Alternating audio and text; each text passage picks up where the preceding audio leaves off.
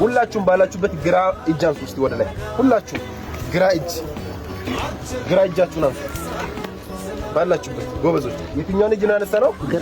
ግራ እጅ።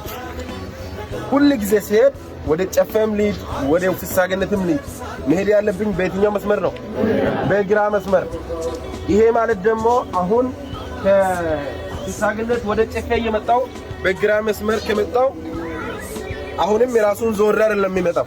አሁን ሲዞር የትኛው መስመር ነው? በቀኝ ይሆናል። የኛ ግራ የት ያልፋል? እዛ ጋር ያልፋል። ስለዚህ ቤት ወደ ትምህርት ቤት የሚመጣ ከሆነ ግራ መስመሬን ይዤ የሚመጣ ከሆነ በዚህ ግራ መስመር ተነስቼ ከቤት ትምህርት ቤት እስካለበት ድረስ ከደረስኩኝ እጄ በግራ መስመር ከደረስኩኝ አሁንም ወደ ቤት የሚመለስበት መስመር የትኛው ነው ሆኖ? ያኛው ነው ሆኖ። ያኛው መንገድ ደግሞ ለመጠቀም ግራና ቀኝ አይቼ መንገዱ ከተሽከርካሪ ነፃ መሆኑን ሲያጣራ ብቻ ዘብራ ካለ በዘብራ ዘብራ ካለለ ደግሞ መንገዱን አይቼ አጣርቼ ይሻገርና የትኛው መስመር ነው የምሄደው? በግራዬ ሁልጊዜም ስንጓዝ